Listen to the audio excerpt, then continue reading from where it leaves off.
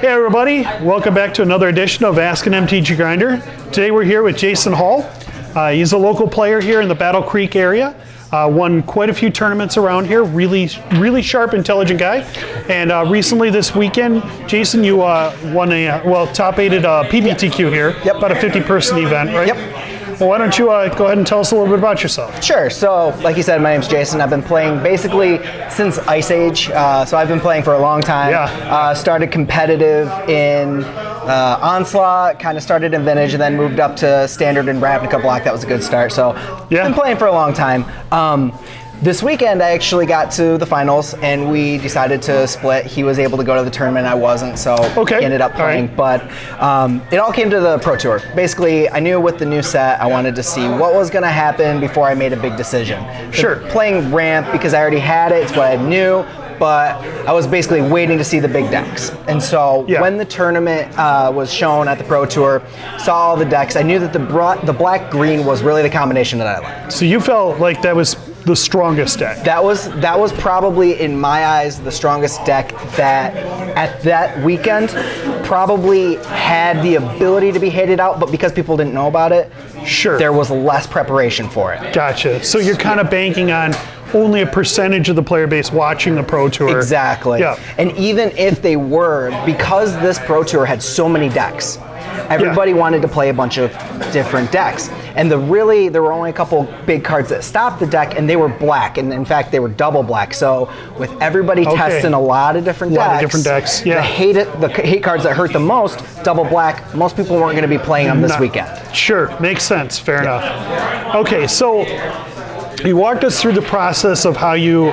decided to play green-black. Did you consider at the time changing that deck out at all?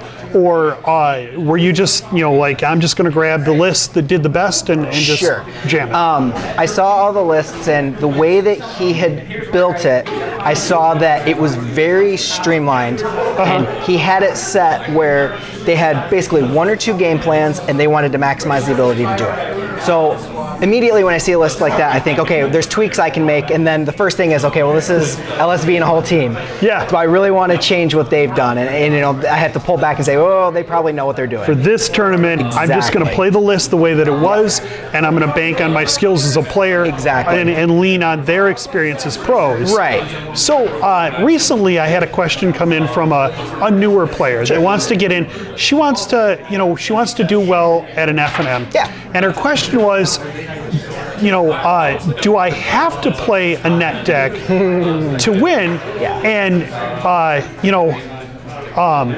why do people play a net deck? Sure. Right. Yep. Can you kind of speak to that a little bit for me? And this is a big question that we get a lot here too. Mm-hmm. The first thing that I try to tell a lot of people about net decking, because it is such a big deal here, is people have an idea in their head of the deck they want to build. Sure. And they'll have a bunch of cards that they say they want to play. There's a bunch of cards they want to try. Yeah, it's fun. The thing that happens when you go to the internet and you find a deck, there's a lot of people who have tested this deck the way it is.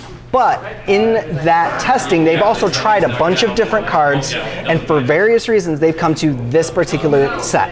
If you don't have a conversation with the people who built the deck, you can't see the things they've tried, the things they haven't tried. Sure. And so basically the idea is you go on the internet and you say, okay, this has been tested. I'm going to try it as is because I want to see what their version of the deck, what their vision, how that plays out. How that plays out. And then from there, I can change the things and put in the cards I want to play with. Exactly. Part of the problem is they can't necessarily buy all the cards in the net deck, so you have to make concessions. That's fine. Yeah. But if you play a deck that's been tested the way that it is, you say, I understand what they're trying to do with this deck.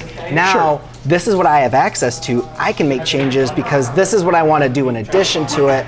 I know what I have available to me.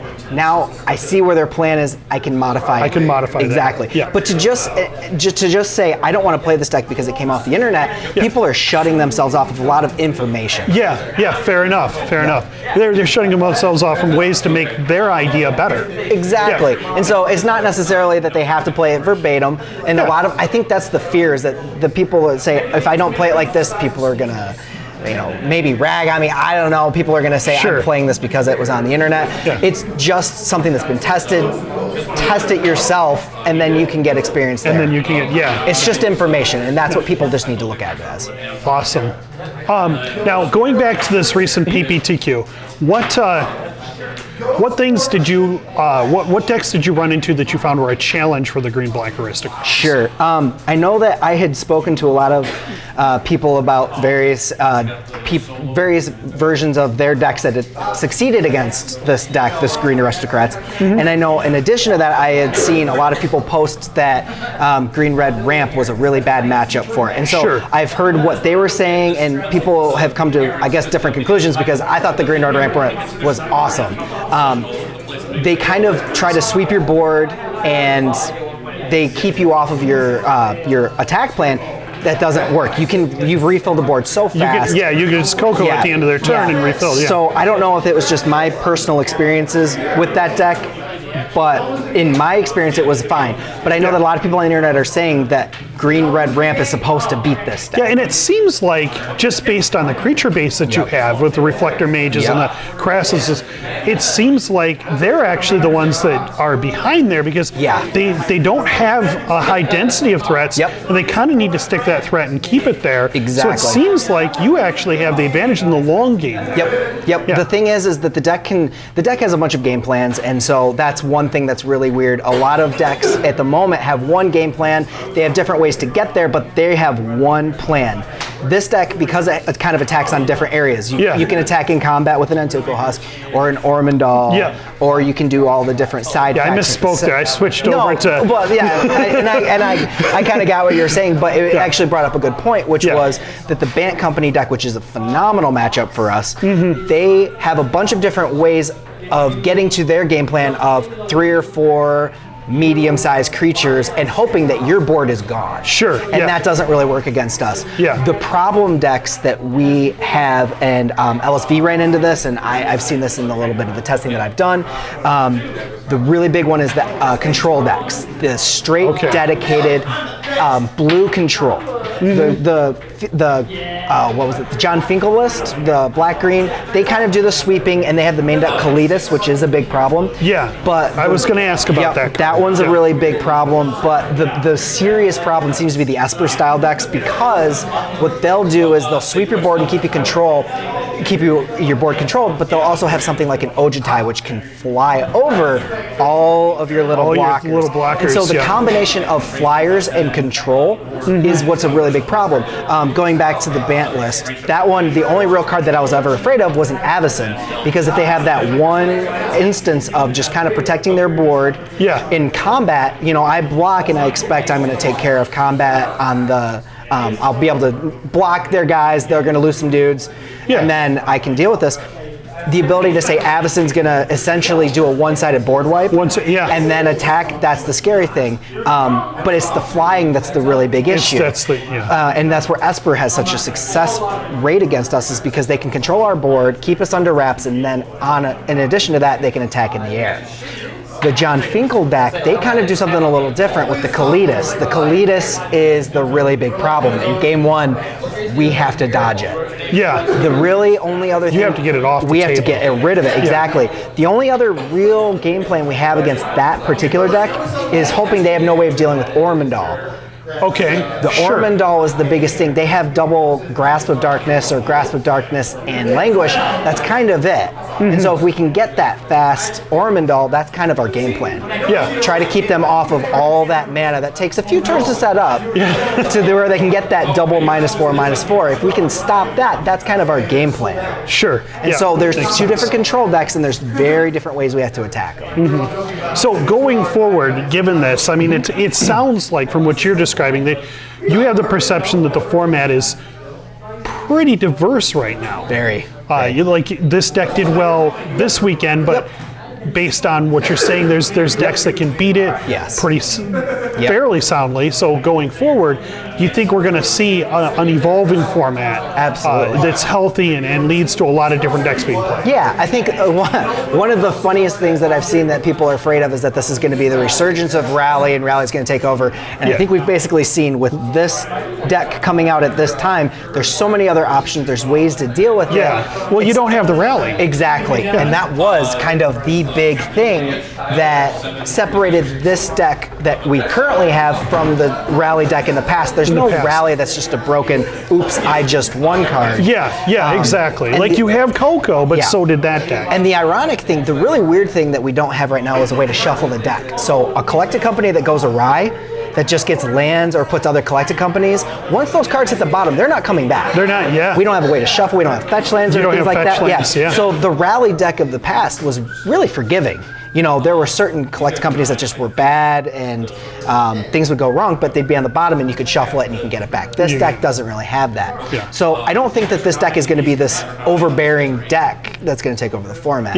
And so we're definitely going to have to evolve. People have seen that this deck does have a couple of really big problem cards. Infinite Obliteration, there's 2 targets. Realistically, if you take out the Zulaport Cutthroat, that's probably the bigger concern. Because we have Ormondal, that's another sacrifice outlet. Some decks I'm trying Evolutionary Leap, that's another way to sacrifice. I saw some Evolutionary Leaps being played at another PPTQ. So taking out the Nantuko Husk isn't a problem, but if you hit the Zulaport Cutthroat, that's a gigantic loss to the deck. Kalitas is another big problem. That's why we have to run 4 Ultimate Price. You have to have a way to deal with it once it hits the board. So these are big problems that the deck needs to address moving forward. And so there's a couple different ways that you can take the deck. There's Abzan versions, which are running Eily. Eily is one way to sacrifice, but it also lets you run Anguished, I think it's Anguished Unmaking, or Anguished Unmaking. Anguished Unmaking, and so it's just a way to exile everything. It helps you against control. You can exile Ojutai. Heaven forbid they try to steal something with the Silumgar, you can get rid of that, but that's just a flyer, that's another problem. But it also answers Avacyn and it answers Kalitas, which was a big thing. There's other ways that kind of go wide, which a lot of decks are starting to incorporate Nissa. Not the Flipwalker, but the Planeswalker that just comes in and makes plants. The ability to kind of go wide with little tokens is ironic because it helps you sacrifice things but still have a board presence. You know, one thing that we have with this version that just came out with LSV is it's very, I don't want to say all in, but you're kind of, it is kind of all committed to all in. And the ability to have a Nissa that doesn't lose to board wipes, she doesn't make you sacrifice all of your creatures that have, you know, scrying on death triggers. You know, Zulaport Cutthroat can stay on the board while you're still doing damage making to them, plant tokens. That's a big thing. Or the ability to just have 4 or 5 creatures out and then minus and make 2/3. Suddenly you have game against Bant Company, you know, and you don't have to lose your board. So there's a lot of different ways that the deck can move forward, and you don't necessarily need to be reactive with discard spells, or trying to be proactive, I guess would be the way to say it. Because we were kind of running proactive discard spells right now. Just having just a different attack plan, that seems to be a bigger way to kind of try to move forward. So the deck can definitely evolve. There's lots of room for evolution, especially the fact that it's only 2 colors right now. We actually can move forward. You know, people are afraid to do 3 and 4 colors, but that is an option. Well, it seemed, I feel like the format's probably going to move to a point where a lot of people are playing 3 and 4 colors. So exactly, people were just afraid, but Yeah. they gave us a lot of mana fixing to work with. They did give us a lot of mana fixing, especially, you know, we lost our fetch lands, but they kind of gave us something to work with, so it's not completely out. Yeah, it's not as good as fetch lands, but it's definitely doable. Yeah, and it's just a difference of, do you want to use the Pain lands and Man lands, or do you want to use the Zendikar block set and the new, I guess I call them Shadowlands. So you have lots of different ways that you can do it. You've got the options now, so. Sounds good. Well, thank you very much for coming out and talking to us. Lots of good information there, and I think the folks out there are going to really enjoy listening to it. This is a really fun deck. I think that's the big thing is that it was a deck I knew, it was fun, and that was really how you make the games enjoyable. Thanks again, Jason. Thank you. I really appreciate it.